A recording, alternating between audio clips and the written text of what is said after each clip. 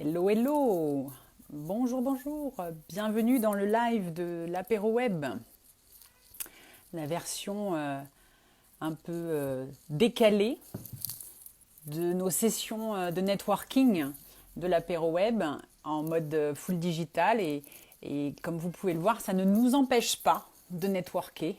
Et je dis bonjour à tous, coucou à tout le monde. Il y a des fans, il y a des fidèles, il y a des petits nouveaux. Salut Céline.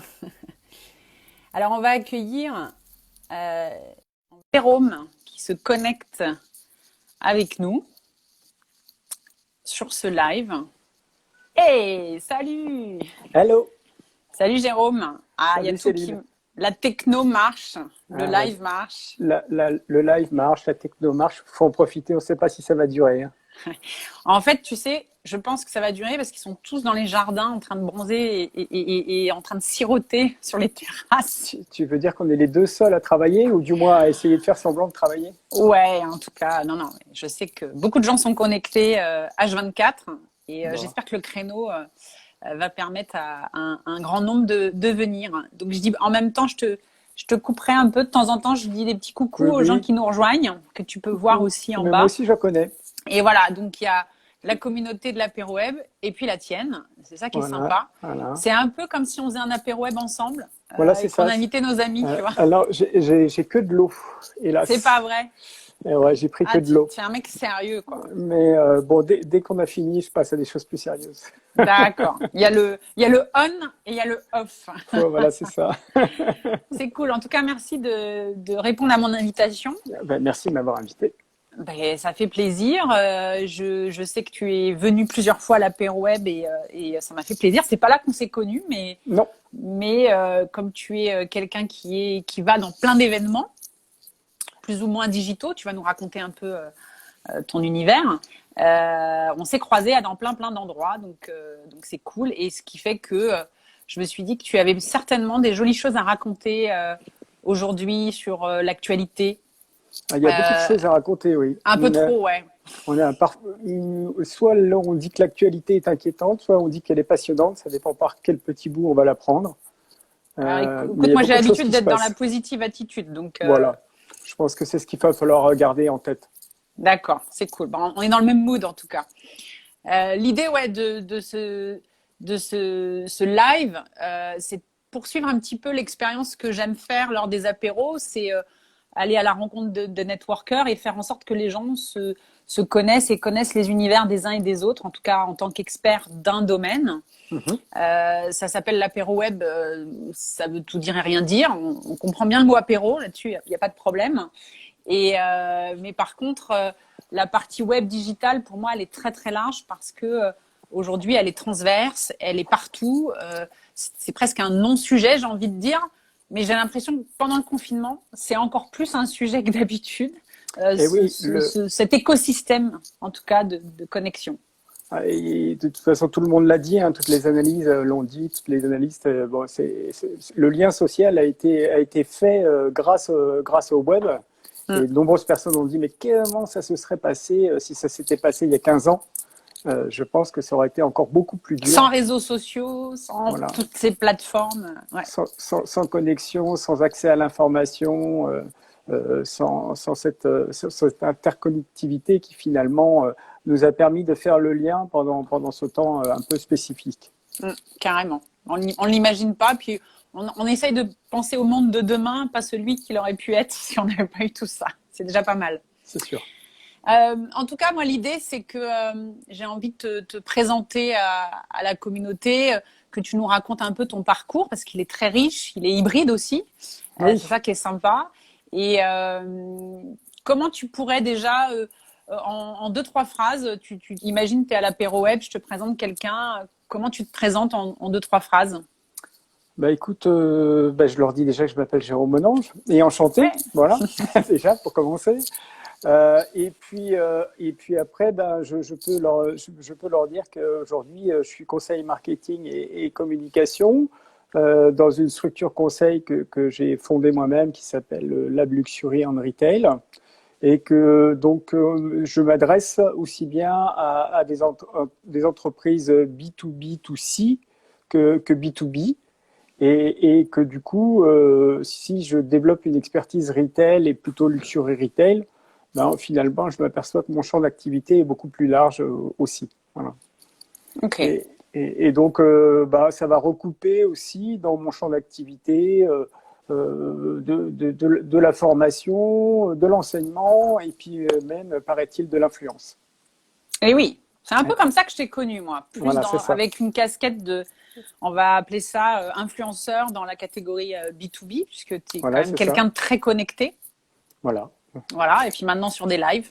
Voilà. Voilà, alors ça, c'est une première grâce à toi. Je te remercie. Ah, bah, écoute, ça fait plaisir. Moi aussi, je fais un peu de formation, tu vois, C'est vrai, ouais, indirectement. mais en fait, c'est notre amie Céline, l'autre, Céline, ouais. Dis Céline, de Dis dit Céline. Céline, qui est notre grande formatrice. Et d'ailleurs, il faut prendre des cours là, parce que là, j'ai acquis un gros retard sur Instagram. Là.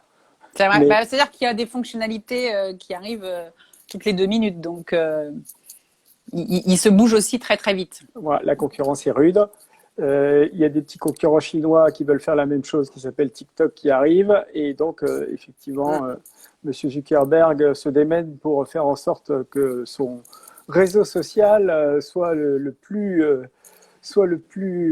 Rafraîchi, complet, on va dire. Il se oui, complet rafraîchit un peu. possible. Voilà, voilà. Ouais, d'accord.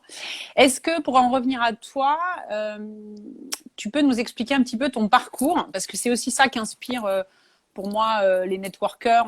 On a tous des histoires dans l'histoire pour en arriver à ton niveau d'expertise et à ton activité aujourd'hui. Par quoi t'es passé? Est-ce que c'était ce que tu voulais faire ou pas?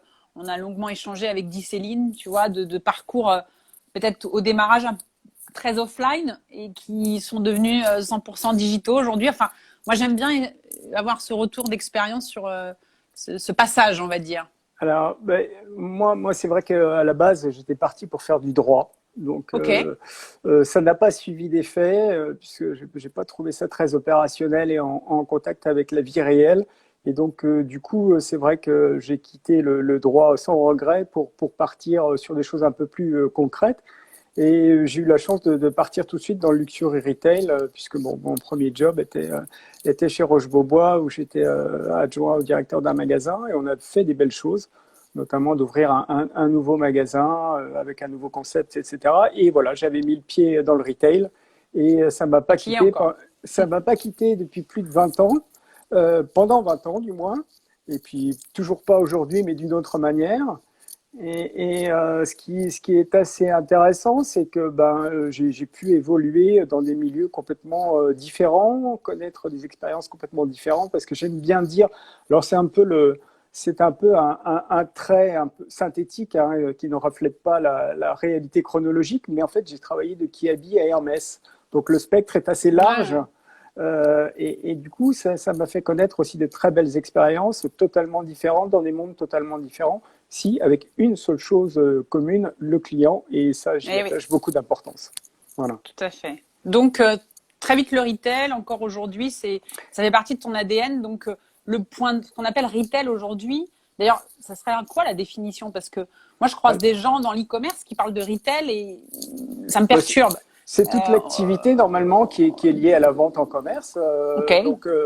Et donc on est parti de la structure large du retail physique, ce qu'on appelait à la base le brick and mortar, Mhm. donc brick et mortier en anglais, hein, pour dire le magasin physique. Et puis il y a eu quelques années, il y a un certain monsieur Jeff Bezos qui a monté une petite entreprise. Et ça a commencé un petit peu à bouleverser le secteur. Et donc, le e-commerce est arrivé et donc a commencé à bousculer un petit peu tout le monde.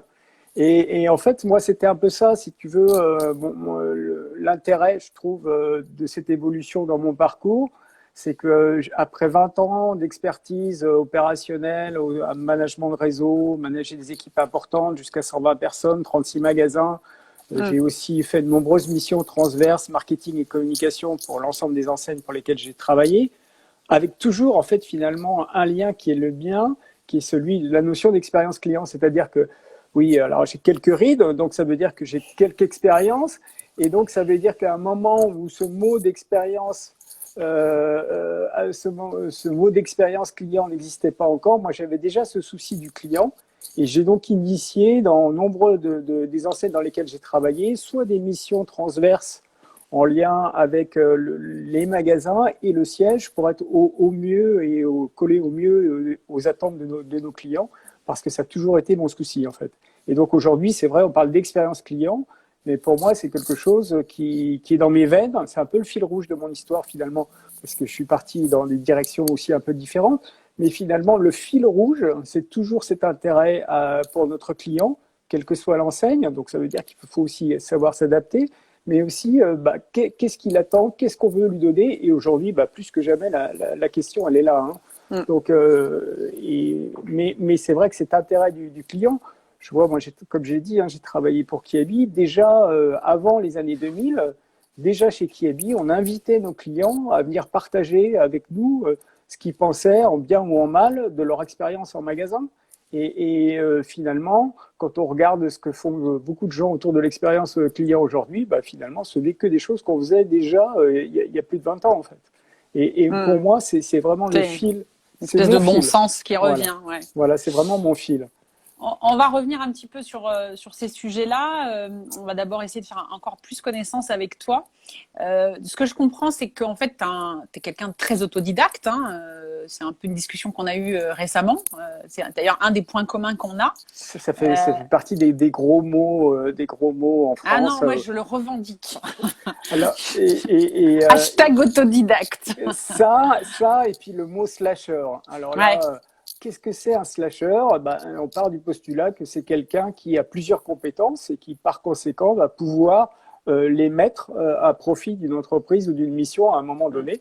Et c'est carrément mon cas. C'est-à-dire que je suis non seulement autodidacte, malgré le fait que j'ai aussi repris des études de marketing et de com après les années 2010, mais aussi le fait de se dire, finalement, toute cette expérience, à quoi elle sert? Elle sert à appréhender diverses expériences et de finalement pouvoir en faire profiter d'autres. Et donc, c'est parfois difficile de nous mettre dans des cases. Alors après, il y a évidemment des traits qui sont plus forcés que d'autres. Mais... Et je pense d'ailleurs que les vrais slashers sont avant tout des autodidactes. N'est-ce pas, Céline, qui nous écoute et qui lève le doigt, tu sais, au fond de la salle. C'est ça. Et ouais, c'est ça qui est sympa aussi, parce qu'il y a une capacité d'adaptation et d'agilité chez l'autodidacte. Voilà, c'est ça. Qui fait que, et je pense qu'aujourd'hui, encore plus que jamais, ce sont des qualités qui sont essentielles et qui font que, voilà, même dans un contexte qui est en totale remise en question et dont le retail, on va en reparler après, c'est à mon avis ceux qui sont en tête de proue et qui n'ont pas peur de la nouveauté, de l'innovation, en tout cas. Voilà, c'est ça. Et puis, on va le voir effectivement aujourd'hui, c'est cette capacité d'adaptation qui sera différentielle, différenciante pour les marques. Qui fait la différence, ouais. Aussi bien pour les annonceurs, les agences et les freelances, toute la chaîne. Bien sûr. Alors, j'avais une question. Ceux qui me connaissent et qui me suivent sur les réseaux savent que je suis fan de Wonder Woman. Voilà, c'est mon avatar. Et non, toi, t'es à l'eau. Moi, je suis au thé. Et je voudrais savoir, quel est ton super pouvoir? Est-ce que tu l'as identifié? En tout cas, moi, j'aime bien poser cette question. Justement, dans ce parcours d'autodidacte, il y a quelque part un ADN, un feu, quelque chose qui nous différencie tous, de consultant à consultant. Comment tu définirais ton super pouvoir? Alors, mon super pouvoir, je dirais, c'est la résilience. Ouais.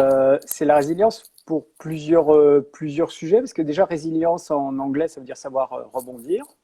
Ouais. Et donc, c'est un premier point. Et donc, résilience, c'est savoir rebondir d'un point de vue professionnel au vu des aléas professionnels qu'on peut tous connaître un jour ou pas, surtout quand on travaille dans le textile et qu'on est sur un secteur qui a des régressions à 2 chiffres depuis 15 ans. Et puis c'est aussi par rapport à ma vie personnelle, puisque moi je suis aussi, pour la petite histoire, j'ai l'étiquette de survivant de cancer ou d'avoir survécu à un cancer. Donc ça non pas, je dis pas ça pour faire pleurer dans les chaumières, c'est pas le but du jeu.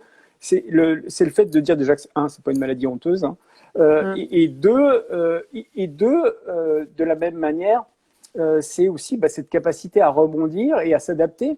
Hein, et finalement, ça n'a fait que forger un peu plus cette capacité à vouloir, se remettre en question, se transformer, se réinventer, s'adapter, finalement, un petit peu tout ce qu'on va demander à nos marques et à nos enseignes aujourd'hui, en fait. D'accord. Alors, on va essayer en parallèle de notre discussion de répondre aux questions des internautes, enfin des Instagrammeurs.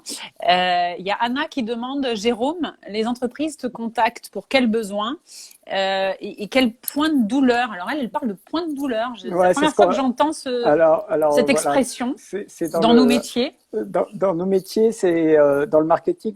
Alors une fois de plus, c'est un terme anglo-saxon qui est parti pain points. Ah oui, oui, d'accord. Voilà. Okay. Et donc c'est dans le français, parcours. C'est pas pareil, hein. C'est dans le parcours client de notre marque et savoir finalement où est-ce qu'est la problématique dans ce parcours client par rapport au point de contact avec la marque et où est-ce qu'elle faillit par rapport à ça. Et donc j'ai eu aussi, par exemple, pour rebondir sur ta question, Anna, j'avais travaillé pour une agence marketing et on avait travaillé justement sur les parcours clients de nos clients, des clients Armani parfums. Et donc, justement, on avait essayé de voir quels étaient les pain points et quelle était l'offre et qu'est-ce qui se passait en termes d'offres produits par rapport au parcours, sachant qu'on avait identifié un certain nombre de personas, c'est-à-dire de profils de clients complètement différents. Céline, merci. T'as un fan club, dis donc. Il y a un fan club #Jérôme Monange. Elles sont toutes fans, c'est génial. Et d'ailleurs, est-ce que tes clients, quand ils viennent te voir, le pain point est identifié ou juste non, il y a une perte de vitesse et on vient te chercher pour identifier justement les points de friction?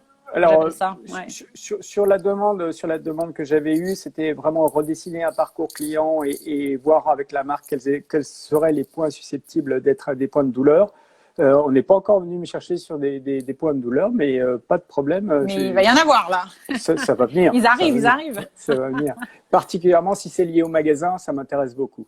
Bien sûr, ouais, on va en reparler. Alors, dans toutes tes casquettes, t'es quelqu'un de très, très actif sur les réseaux sociaux. En tout cas, moi qui passe beaucoup de temps sur LinkedIn, Insta, Twitter, dans mon fil d'actu, il y a forcément 4-5 posts par jour minimum de Jérôme. Toujours très, très intéressant. Ouais, alors de ce que je vois quand je suis connectée. Donc, tu as un blog aujourd'hui. Est-ce qu'on peut l'appeler encore comme ça? Est-ce que tu es passé de blogueur à influenceur? Comment ça s'est passé? J'aime bien raconter ma petite histoire, mais alors je suis désolé pour ceux qui me connaissent parce qu'ils vont dire mais ils radotent complètement. Parce non, mais il y en a plein qui ne te connaissent pas. Ils racontent toujours la même chose. Ah. Et moi, je raconte en fait que j'étais un peu le monsieur Jourdain du bourgeois gentilhomme de Molière, c'est-à-dire que j'ai fait de la prose sans le savoir. C'est-à-dire que en 2010 par là, à la fin d'une expérience professionnelle, j'ai dit justement ça va peut-être aussi le moment pour moi de me transformer et on était aussi dans une période où finalement on voyait le e-commerce est là, les magasins sont morts, le e-commerce est là, les magasins sont morts, c'est fini et 99,9% des gens disaient la même chose. Et alors moi j'étais l'irréductible village de petits Gaulois à moi tout seul, c'est-à-dire les 0,01% qui pensaient que non, le magasin n'était pas mort, mais le magasin devait se réinventer. Et donc c'était une conviction parce que je sortais déjà du secteur retail et luxury retail pendant 20 ans, donc j'avais été au contact de ces magasins, de ces équipes. Et donc je dis non, ça peut pas, mais par contre il faut qu'ils se transforment. Et donc pour ça, il a fallu que je commence à me mettre sur les réseaux sociaux, tout simplement pour monter une veille, pour pouvoir appuyer mes convictions personnelles. Et petit à petit, cette veille a fait un peu un effet de boule de neige. Et donc, voilà. Et un jour, il y a quelqu'un qui m'a dit, mais Jérôme, pourquoi tu fais pas un groupe LinkedIn? Mais Jérôme, pourquoi tu fais pas un blog? Alors, je dis, et puis finalement, on y est. Ouais, d'une veille et de et de la curation, pour Voilà, toi, au départ, t'acculturer toi-même. voilà, c'est ça. C'est parti d'une veille Ouais. personnelle, d'une acculturation personnelle par Mm. rapport à mes convictions. Et puis finalement, bah, ça fait un peu cet effet boule de neige, puisque bon, je suis partageur et donc je fais beaucoup de curation. Donc je partage une partie de ce que je Non, mais trouve t'es quelqu'un de très curieux aussi, quoi. sur le Ouais, sujet. ouais. Et donc ma curiosité aussi, hein, ça fait partie de ma personnalité. Et donc du coup, bah, j'ai commencé à avoir cet petit effet d'entraînement sur les réseaux sociaux. Mhm. Et donc, bah voilà, donc on en est là aujourd'hui. Tu as fait du test and learn qui a Exactement, grandi. Voilà. exactement, voilà. Et ben ça, c'est le propre même de l'autodidacte. C'est vrai que moi, j'ai fait la même chose que toi dans mon domaine. Pareil, en passant d'un univers plutôt offline pour aller vers le digital. Et j'ai récemment fait un talk dans une table ronde dans le domaine de l'événementiel, hein, qui est un secteur très en souffrance en ce moment. Mm. Et j'ai plein de gens qui viennent me voir sur les réseaux LinkedIn et compagnie et qui me disent, mais comment on se forme au digital? Ah, comment te dire, moi je suis autodidacte, je n'ai pas été sur les bancs de l'école. Aujourd'hui, il y a un contenu online d'une grande richesse. C'est à toi de faire ta propre veille, ta curation, d'aller suivre certains influenceurs, d'ailleurs je t'ai cité, d'aller suivre certains influenceurs qui postent des contenus et qui font justement le travail un petit peu de mettre en avant ce qui est intéressant de lire ou pas. Ouais. Et ça te forme, ça t'informe, mais c'est un travail quotidien, au-delà d'aller sur des événements, d'assister à des confs et des webinars. Et pour moi, cette agilité, elle est essentielle, que tu sois salarié d'une boîte, d'une agence, d'IRCOM, e-commerçant ou indépendant, peu importe, parce que on est le retail, le marketing, la com, l'e-commerce bouge très vite, tout le temps. Voilà, Donc ce et que ça tu bouge. apprends là, dans 6 mois, c'est pas que c'est obsolète, mais Ça, c'est une constante. Ça, c'est tu vrai vois. qu'aujourd'hui, plus que jamais, on doit finalement faire un reset Mm, régulier mm. de nos connaissances. Et donc, bah, ça Et c'est fait un puissant complètement. fond. C'est un puissant C'est fond. un puissant fond. Donc, et après, il faut savoir là où est-ce qu'on veut aller. Mm. Mais l'avantage d'Internet, du web, des réseaux sociaux, c'est que si on est vraiment curieux et se donner la peine, on arrive très bien à trouver Mm. les Mm. informations, à s'enrichir Mais c'est ou du à temps, aller. hein. C'est du Ah temps. oui, Parce que c'est du temps, bien il y a sûr. beaucoup d'infos, il faut savoir où aller. Bon, après, il y a des médias en ligne qui sont très bien, qu'il faut suivre et qui font déjà ce travail-là aussi de curation et de mettre en avant les bons contenus et l'actualité. Mais ouais, c'est un boulot et c'est ça. Mais pas toujours quand on me dit, mais comment je me forme? Bah, c'est pas en 3 jours. C'est une culture, c'est une curiosité. Toi, je te vois, tu es dans plein de conférences. Sur des salons, etc. Enfin, d'ailleurs, c'est là où on se croise parce qu'on Mm. on a cette même manière d'être curieux et d'aller à la rencontre même de prestataires, de solutions. Enfin, le monde du retail, il a énormément évolué. Il y a plein de startups, plein de solutions qui existent aussi pour optimiser ou en tout cas servir ton parcours client ou ton conseil, quoi. Bien sûr. Et donc, en fait, moi, c'est aussi, c'est aussi ça que, en fait, puisque je fais aussi de la formation, Ouais. et de Oui, l'enseignement. tu formes Et des plus jeunes. voilà, je forme des plus jeunes, mais j'ai formé aussi des adultes, notamment Ouais. des cadres, sur des problématiques de personal branding et de réseaux sociaux. Et D'accord. donc, c'est vrai qu'on est complètement en phase avec ce que tu viens de dire, c'est-à-dire qu'il y a un vrai travail personnel à faire, pour, notamment dans ce personal branding, pour trouver les sujets qui sont les nôtres et commencer à faire une veille Mm. sectorielle qui va aussi pouvoir permettre de créer Mm. des liens peut-être virtuels qui deviendront aussi Ouais, des liens physiques à terme. mm, Et complètement. ça, c'est une grande richesse. Ouais. Mais c'est pas simple Enfin, moi, ça me paraît tellement évident parce que je le fais assez naturellement et je peux comprendre que quelqu'un qui a pas cette démarche un peu instinctive, bah, ils sont un peu bloqués parfois. Ils sont sur leur page LinkedIn, and so what, quoi. Tu vois, C'est ça, oui. Il tu faut vois, un t'es peu. sur Google, qu'est-ce que je fais?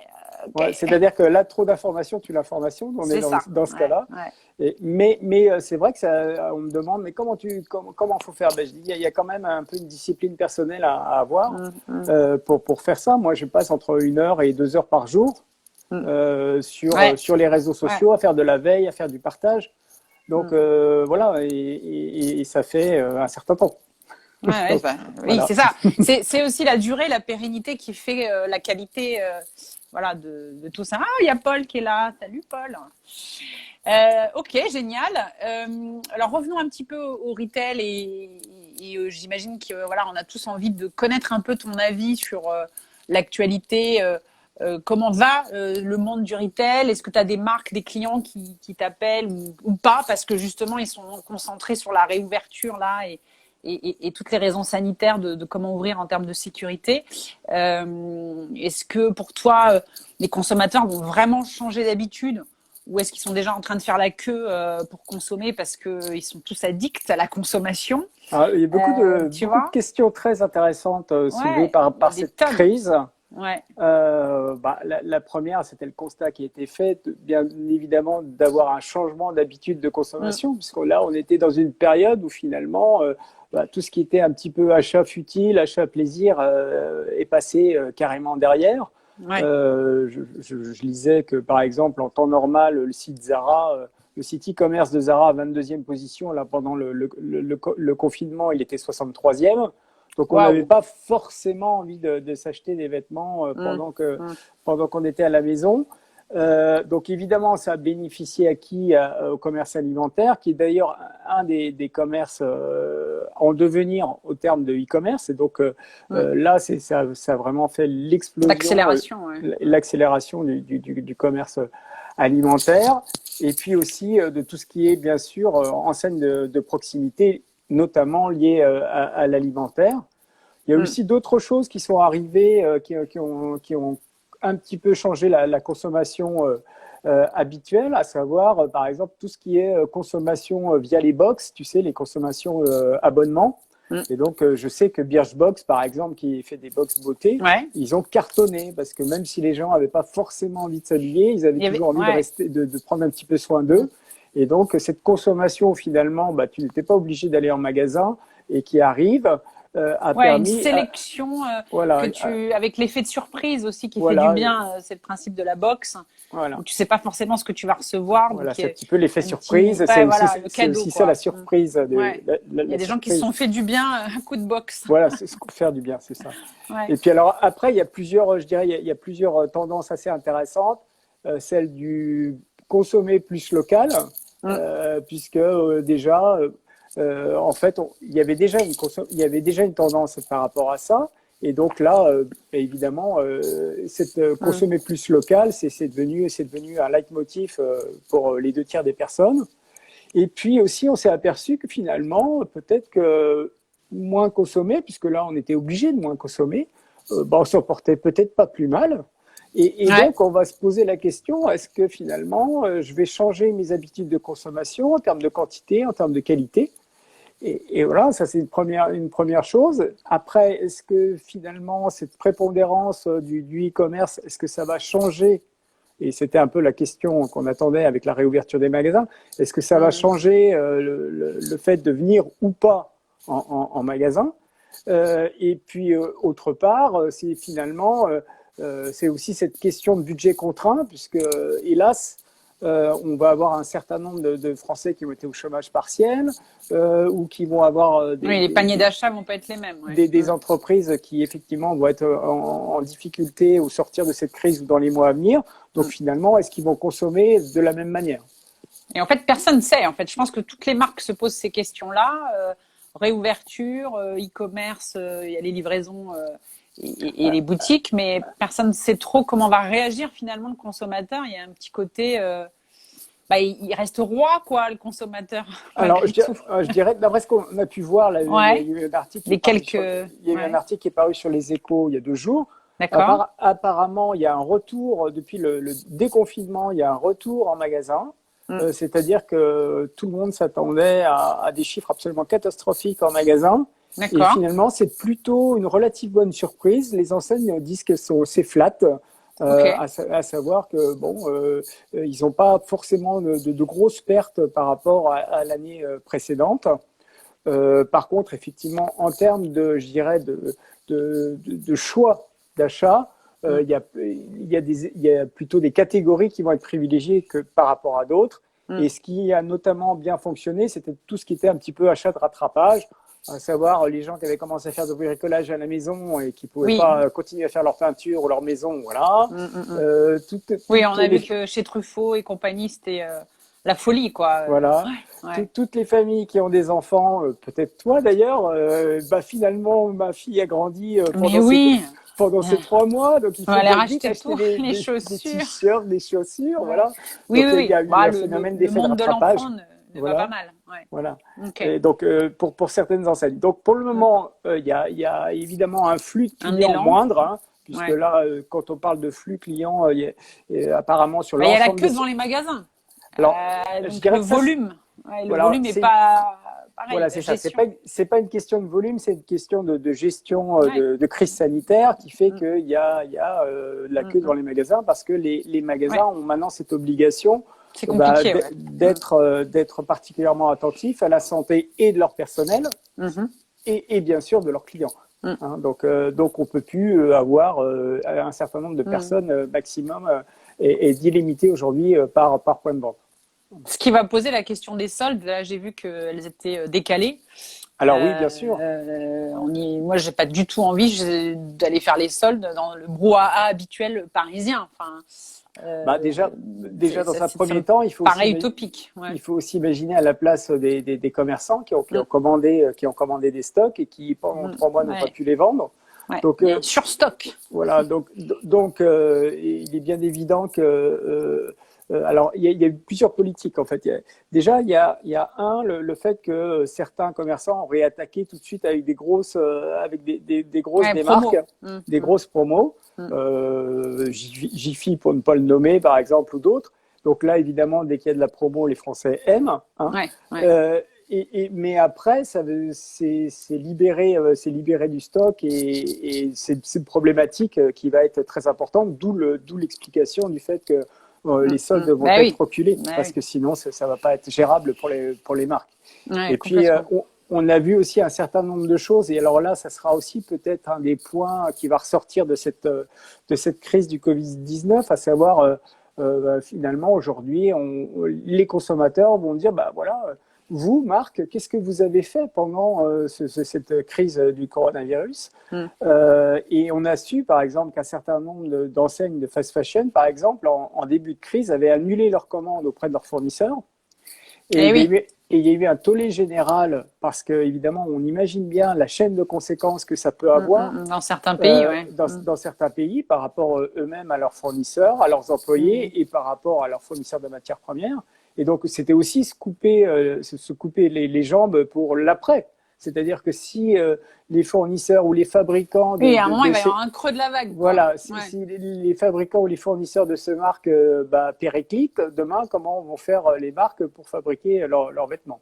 Donc, du coup, des chaînes comme H&M ou Marks & Spencer sont revenus sur leurs engagements et ont tenu leurs engagements vis-à-vis de leurs fournisseurs.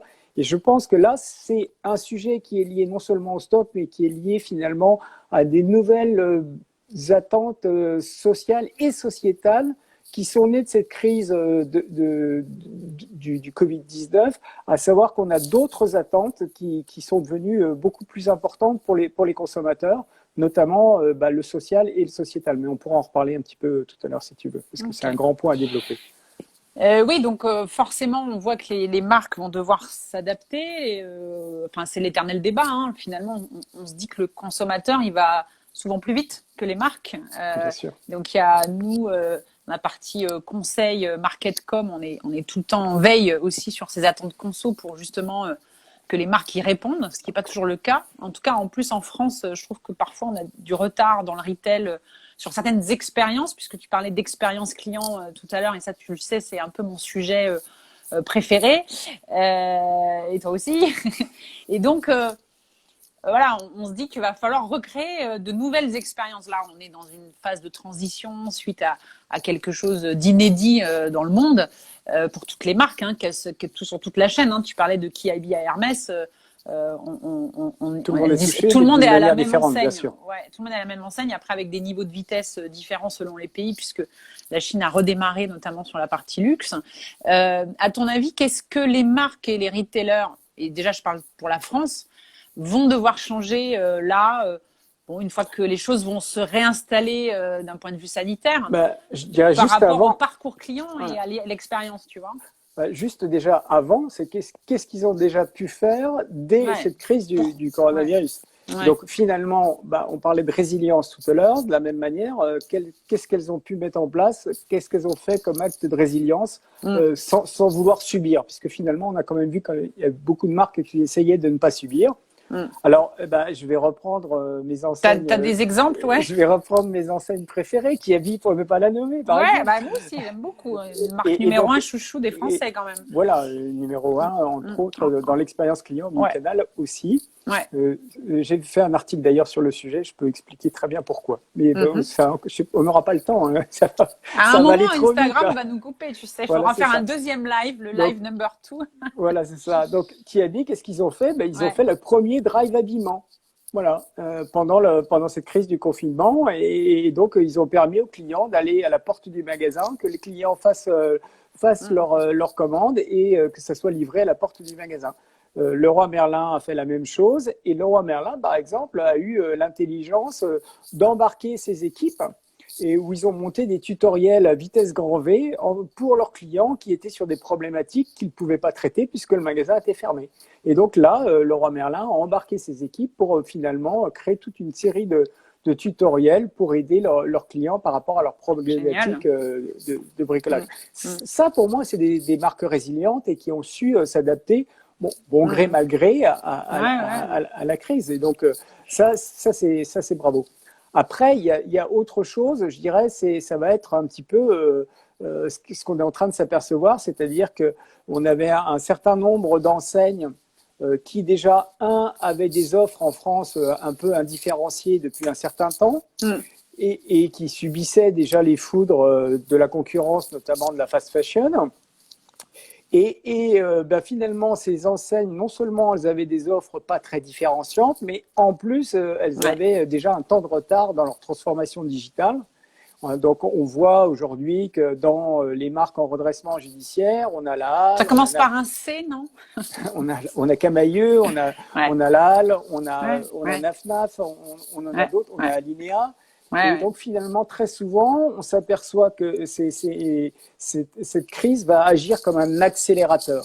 Mm. Et donc un accélérateur d'une tendance qui préexistait, c'est-à-dire que ces marques avaient déjà Oui, pris oui, oui, c'est en un perte de retard. vitesse. Ouais, Voilà. ouais, bien sûr. Et donc finalement, les marques qui vont s'en sortir, ce sont celles qui ont fait preuve de résilience, d'innovation, on l'a vu.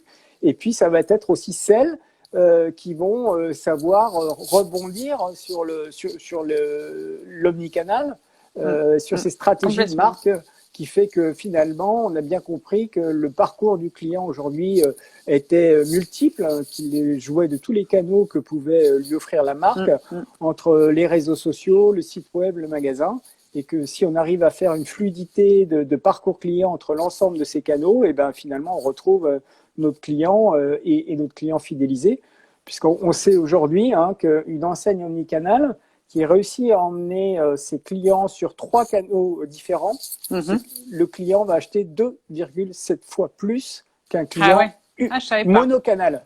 Donc là, on Mm. voit que finalement, c'est du gagnant-gagnant. C'est du gagnant-gagnant pour le client parce qu'il aura une expérience client fluide. Et puis Mhm. c'est du gagnant pour la marque parce que derrière, elle va s'y retrouver. Parce qu'il ne faut pas oublier que le taux de transformation du e-commerce, je suis désolé de le dire, est lamentable, hein, il est entre 2 et 3%, Mm. alors que le taux de transformation en magasin peut osciller entre 35 et 70% en fonction des marques. Mm. Donc, Mm. bien évidemment, on voit que tout l'intérêt aujourd'hui des marques de créer finalement ce pont et ces passerelles entre les canaux pour notamment emmener notre client en magasin parce que le taux de transformation en magasin est bien supérieur. Et puis qu'on va pouvoir faire beaucoup de choses intéressantes en magasin, notamment liées à cette expérience client et bien sûr à cette émotion Mm. que jamais le e-commerce ne pourra faire Eh oui. naître. Ouais, ouais. Le e-commerce, on est évidemment dans un achat C'est un autre parcours client, ouais, c'est pas le de même. simplicité, de praticité. Mais Mm. si on veut aller chercher une vraie expérience client de marque, une vraie émotion, c'est en magasin qu'on va la trouver, bien évidemment.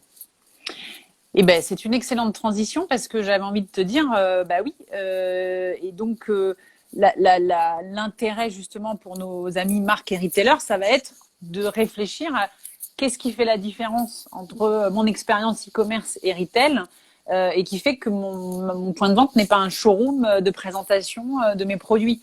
Et est-ce que tu as en tête des marques, en France en tout cas, des enseignes, qui ont des expériences clients à Paris ou dans les grandes villes, peu importe, un peu différenciantes, parce que moi, j'ai pas l'impression qu'il se passe beaucoup de choses. C'est-à-dire quand on fait de la veille sur ces sujets retail, quand on regarde ce qui se passe dans les rapports de la NRF et compagnie, c'est souvent à l'international qu'on cite les exemples de points de vente un peu innovants, de points de vente un peu hybrides et qui ont cette tu vois, cette fonction au-delà du showroom, quoi, avec des vendeurs qui t'attendent un peu à l'ancienne, quoi. Il y a plusieurs choses hein, qui existent.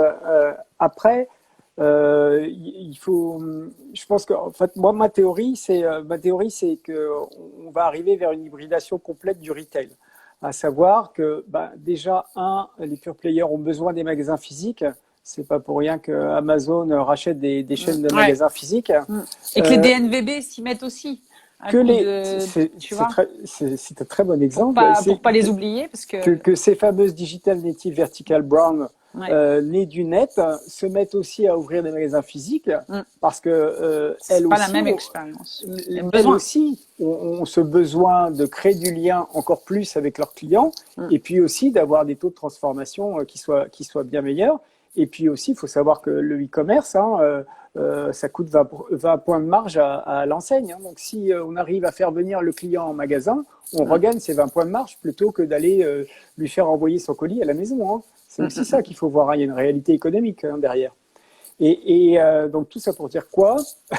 Oui, que donc l'expérience. Les pure players ont besoin des magasins physiques. 2, les magasins physiques ont besoin du e-commerce. Bon, on l'a vu il y a quelques temps où Galeries Lafayette a fait finalement racheter la Redoute. C'est quoi la Redoute? Ce n'est que le premier pure player français finalement. Parce que finalement, on s'aperçoit qu'il y a une complémentarité entre les deux systèmes. On voit que Spartoo avait racheté André, pas de chance. Bon, c'est pas le bon exemple, mais on voit bien qu'il y a un besoin entre il y a un pont qui se fait. Voilà. Et puis parce que finalement, on s'aperçoit que ce magasin devient central économiquement, central en termes d'expérience client, et puis central parce que normalement, on doit désormais, et pour les enseignes qui l'ont compris, y introduire du digital pour que finalement, ce magasin ne devienne plus seulement un magasin physique, mais un magasin phygital, dans le sens où il va avoir embarqué un certain nombre d'outils digitaux qui seront au-delà du simple effet de screenwashing, ce que j'appelle l'équivalent du greenwashing. Il y a le screenwashing. Des écrans partout. C'est pas parce que vous avez un écran avec une jolie fille dessus ou un joli garçon que vous êtes une enseigne digitale. Il faut que ça soit interactif et que ça serve à quelque chose. Et donc, quand je pense à ça, je pense à des bornes connectées qui vont vous présenter l'ensemble de l'offre de la gamme qui ne peuvent pas être présentes en magasin parce que le magasin est forcément contraint physiquement. Je pense aussi, bien évidemment, à nos fameuses tablettes vendeurs qui vont être là vraiment pour moi le point entre le online et le offline et qui vont nous permettre aussi cette fameuse expérience client attendue parce que finalement, on va reconnaître notre client à l'arrivée en magasin et on va plus être comme on faisait avant où quand vous passiez à la caisse, vous avez une carte de fidélité. Ben non, là, on va savoir dès qu'il arrive en magasin. Il y en a encore beaucoup. Hein. Là, on va savoir. Le pire, tu sais, moi, c'est l'utilisateur, l'expérience client de Céline Tessier. Le pire, c'est qu'il y a encore quelques marques, plus beaucoup, où la carte de fidélité est payante. Encore. Et ça, c'est une hérésie, ça me choque. Et alors, quand ça m'arrive, je te pète un scandale à la caisse. Elles ne comprennent pas les vendeuses. C'est un non-sens total. T'imagines, il y a encore aujourd'hui dans cette pléthore d'offres de marques online, offline, etc., des gens qui te disent mais c'est 9 € la carte de feed. Ouais, qu'est-ce qu'il faut faire pour arrêter ça? Déjà, il faut savoir qu'un certain nombre d'enseignes, Decathlon par exemple, a arrêté de faire des cartes de fidélité. Ouais, mais je pense que ça va mourir. Je pense que ça va mourir avec la connaissance de la data et de ton client. Parce que justement, tu vas être normalement, si tout se passe bien, si les marques font bien leur boulot, capable de, comme tu viens de l'évoquer, de mieux connaître tes clients grâce à la data, de les détecter, d'anticiper un peu et d'être dans de la personnalisation dans ton parcours. Exactement.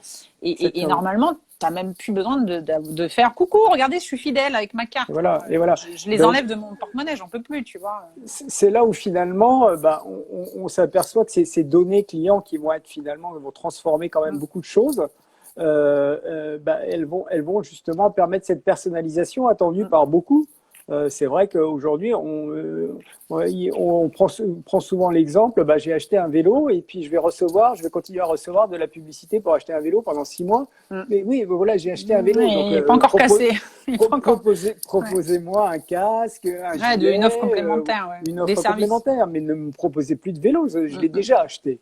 Et mm, donc, justement, cette personnalisation, elle va complètement transformer l'expérience client pour les marques qui auront su en mettre en place cette omnicanalité. mm, mm. Et c'est Oui, ça aussi le défi. Et ouais. le défi, il est que finalement aussi en magasin, au-delà de cette personnalisation, on va retrouver le rôle de l'humain. Parce que digital et humain, finalement, à l'heure Mm. d'un digital de plus en plus prégnant, l'humain n'en a que plus d'importance. Et finalement, le vendeur aussi en magasin va retrouver un vrai rôle Ouais, je grâce. pense que la crise Covid va aussi peut-être redonner, en tout cas, si on est dans le verre plein et pas le verre vide dans Ouais, notre optimisme, attitude. En tout cas, moi, je suis persuadée que tout ça, et comme tu l'as évoqué sur certains retailers qui étaient déjà un peu en perte de vitesse, ça va accélérer, donner un peu la place à d'autres par rapport à des mastodons qui sont là et qui faisaient la pluie de beau temps dans le retail. Ça va un peu bouger les lignes, en tout cas, je pense. Et la preuve, offrir des nouveaux services, ça a bien sûr. remis en question tout le monde. Mais la remise en question et le changement permet aussi d'être créatif. Et c'est ça qui est génial. Il faut être positif là-dedans. C'est que le consommateur va changer ses habitudes. Sur certains aspects, c'est évident. Même si c'est pour des mauvaises raisons peut-être de budgétaires, hein, dans un premier temps, en tout cas pour 2020, on verra après. Et ça obligera, je pense, aussi bien les marques que nous, en termes de conseils, à changer un petit peu. Le brief est différent, quoi. Le brief est Ouais, différent. et je pense que sur cette fameuse question de la data qui est vraiment Oui. prégnante, je pense qu'une fois de plus, hein, on va dire que je radote, hein, mais pour moi, c'est du gagnant-gagnant.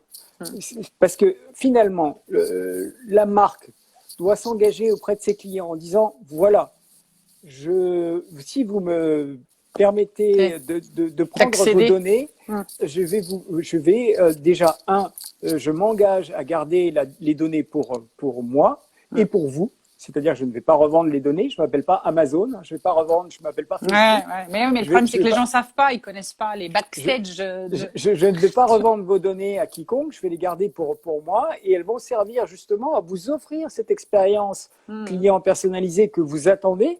En mmh, conséquence, des offres personnalisées, des promotions personnalisées et d'interagir avec vous en temps réel. mmh. Et à ce moment-là, à partir du moment où on a ce discours clair avec le client, tous les clients vont donner leurs données.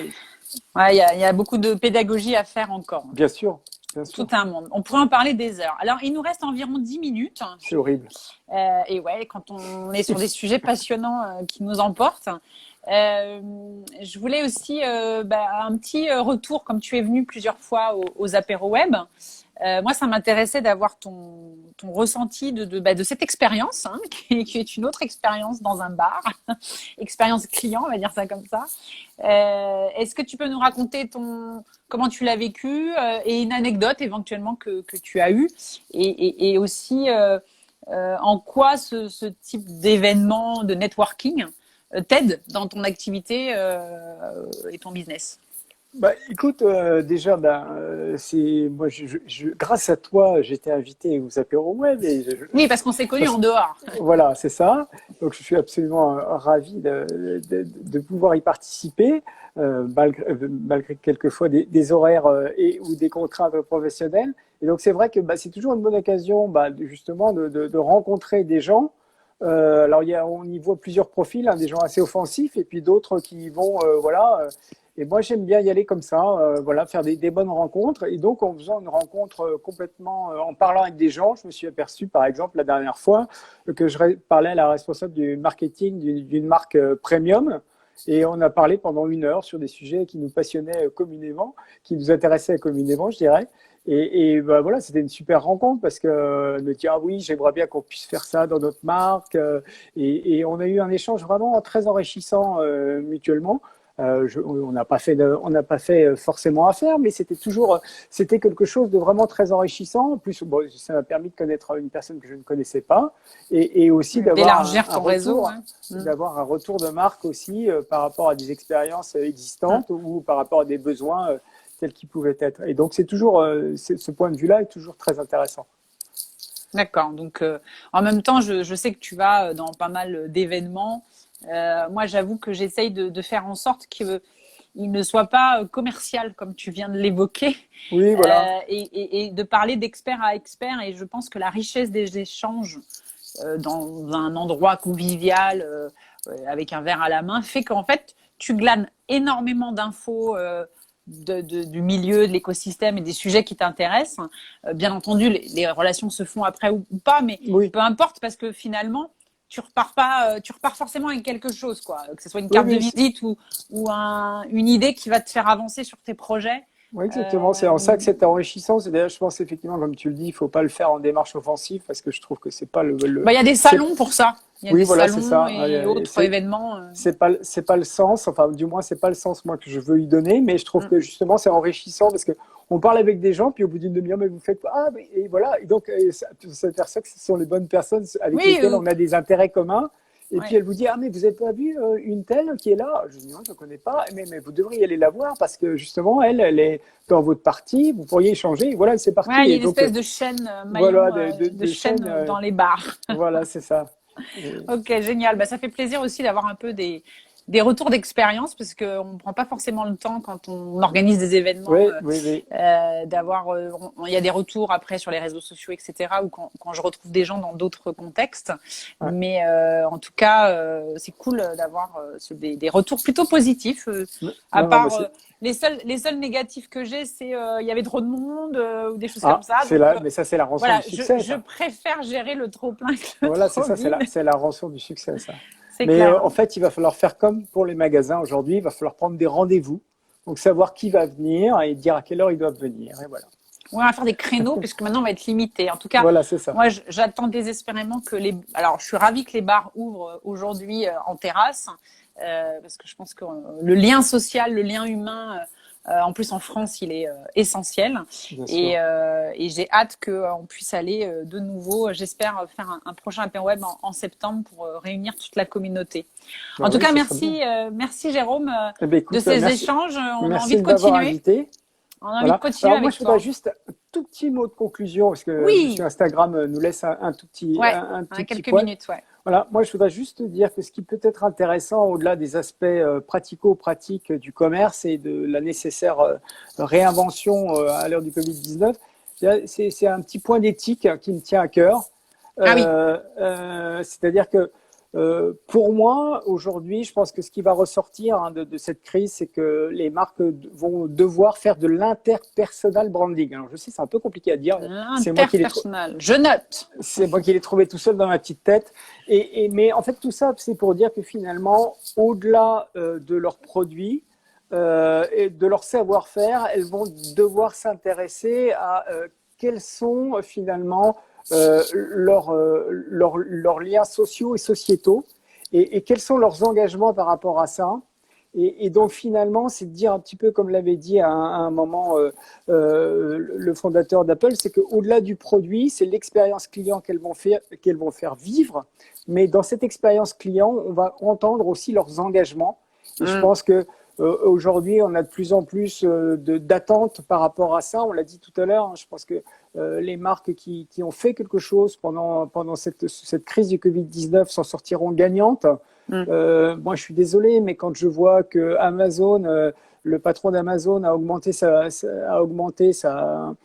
fortune de 20% pendant la crise du Covid-19, alors qu'il était condamné en France parce qu'il ne faisait pas respecter les conditions sociales à l'intérieur de son entreprise, que de la même manière, je ne sais pas ce qu'il a fait pour ses commerçants, alors qu'on peut aller voir ce qu'ont fait les BATX, les e-commerçants chinois, Alibaba, etc., qu'est-ce qu'ils ont fait eux Pour aider les pendant la petits, crise? ouais. Ils ont fait beaucoup de choses. Ils ont fait D'accord. beaucoup de choses, alors qu'Amazon, lui, n'a rien fait. Donc, du coup, finalement, ben, moi, j'aimerais qu'on donne demain aussi une préférence de marque, non seulement à ceux qui savent nous faire vivre une expérience client en lien avec celle qu'on est en droit d'attendre, mais aussi à celles qui se sont engagées vers cet personal branding, à savoir, ben, moi, société, quelle entreprise, quels engagements je vais prendre pour la société. C'est-à-dire qu'au-delà de ce que je fais, visons plus loin, ayons un engagement qui Quel porte. impact, quoi, Et quel l'impact impact, voilà. de ton Et business je et pense de que toute la chaîne. impact social et sociétal, c'est-à-dire Ouais, on ouais, sait ça. qu'aujourd'hui de plus en plus le RSE est quelque chose de très important pour les marques, et puis au-delà de ça, pour l'environnement, etc. Donc aujourd'hui, je pense que la différence se fera quand les marques sauront faire la différence par rapport à leurs engagements. Voilà. Mais c'est aussi un message pour les consommateurs.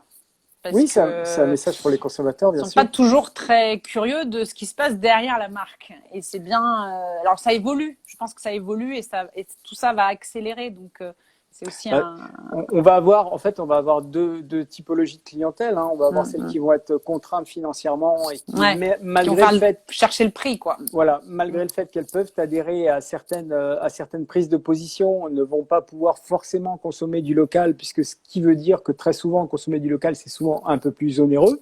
Et puis après, on va dire qu'il y a une catégorie de consommateurs un petit peu plus alors sans être riche, mais plus aisée, avertie, qui elle, non seulement va faire attention à ça, mais vont plutôt changer leurs habitudes de consommation, peut-être pour consommer moins, mais mieux. Voilà. Ouais. C'est un joli mot de fin. Consommer moins, mais mieux. Voilà. On le dit depuis longtemps, mais là, il faut vraiment le faire. Ben, ce serait bien. Ce serait bien. bien. Et justement, regardez qu'ont fait les marques avant que vous soyez consommateur de cette marque. Ouais, choisissez les marques en fonction de leurs actions. Je dis toujours, qu'est-ce qu'a fait Amazon pour que vous alliez consommer chez Amazon? Je vous pose la question. Voilà. Donc, vous avez compris que je ne suis pas un amoureux d'Amazon, même si je suis absolument… je trouve que ce modèle est absolument extraordinaire. Mais à partir du moment où… On ne peut pas tout cautionner, quoi. Ouais, on ne peut pas tout cautionner. Et donc aussi, aujourd'hui, il faut laisser la place à des commerçants. Et demain, on ne pourra pas dire, bah non, le commerce sera soit chinois, soit américain, c'est pas possible. Il faut que nous aussi, en Europe, avec nos marques, on puisse aussi vivre et que ces marques puissent perdurer. Et pour ça, il faut qu'on réfléchisse avant d'acheter. Voilà. Ouais, tout à fait. Super. Bah, merci pour ces messages clairvoyants. On fera le point dans quelques mois pour voir si les consommateurs ont un peu évolué. Ça sera intéressant d'analyser tout ça. Ouais, on sait qu'on peut te retrouver tous tes contenus sur ton site qui s'appelle… Alors, Lab Luxury en Retail. Voilà. Donc, .com. Voilà. Point Paris. Point Paris. Ah oui, pardon. Lab Luxury en Retail. Point Paris. C'est bien. Vive la France. Voilà. Et puis sur Twitter si vous avez envie, sur LinkedIn, et puis au téléphone si vous avez envie d'avoir… Génial. Et à un apéro web en septembre. Et à l'apéro web, obligé de venir. Je ferai une petite table des interviewés live. Ah oui. Tu vois, la table des VIP du live. Oh génial. Ah oui. Ouais. Merci Jérôme, à très bientôt. Merci Céline de ton invitation. À très bien. Portez-vous tous bien, toi aussi. On peut retrouver tout le contenu sur le live Instagram sur IGTV également. Ok. À bientôt. Ciao, merci, ciao. Monsieur Zuckerberg. Ciao. Au revoir. Salut les amis.